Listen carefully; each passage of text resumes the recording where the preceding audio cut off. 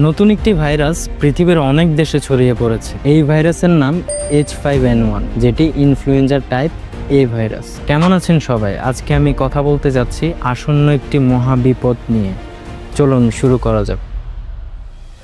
এটি আগে পাখিদের মধ্যে সীমাবদ্ধ ছিল, কিন্তু এখন অনেক স্তন্যপায়ী প্রাণী ও মানুষের শরীরেও ছড়াচ্ছে। বিজ্ঞানীরা বলছেন এই ভাইরাস কোভিড-19-এর চেয়েও অনেক বেশি বিপজ্জনক হতে পারে। কোভিডে প্রায় 70 লাখ মানুষ মারা গিয়েছিলেন, কিন্তু H5N1-এর মৃত্যুর হার অনেক বেশি, প্রায় 52%। অর্থাৎ 10 জন আক্রান্ত হলে 5 জনের মৃত্যু হতে পারে। এই ভাইরাস এখন ভারতের কেরালা ও ঝাড়খণ্ডে পাখিদের মধ্যে ধরা পড়েছে। প্রায় 4000 পাখি ইতিমধ্যেই মারা গেছে।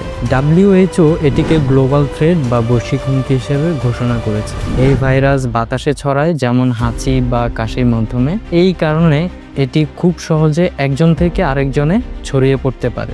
H5N1 ভাইরাস এখন ইনকিউবেশন পর্যায়ে আছে, মানে এটি এখন মানুষের শরীরে খাপ খাইয়ে নিচ্ছে। একবার যদি এটি পুরোপুরি মানিয়ে যায়, তাহলে এটি অনেক দ্রুত ছড়াবে। বিজ্ঞানীরা বলছেন এই ভাইরাস টিপিং পয়েন্টে পৌঁছে গেলে তা মহামারীর রূপ নিতে পারে, যেমনটা কোভিডের ক্ষেত্রে হয়েছিল। আরেকটি ভয়ঙ্কর বিষয় হলো এই ভাইরাসের উপসর্গ সাধারণ সর্দি কাশির মতোই, তাই অনেক সময় মানুষ বুঝতেও পারবে না যে তারা আক্রান্ত। এতে করে সংক্রমণ আরও দ্রুত ছড়াতে পারে। H5N1 ভাইরাস ইতিমধ্যে প্রায় 90 প্রজাতির পাখি এবং 48 প্রজাতির স্তন্যপায়ী প্রাণীকে সংক্রমিত করেছে। এই ভাইরাসে 80টির বেশি মিউটেশন বা পরিবর্তন হয়েছে, যার ফলে এটি আরও শক্তিশালী হয়ে উঠেছে।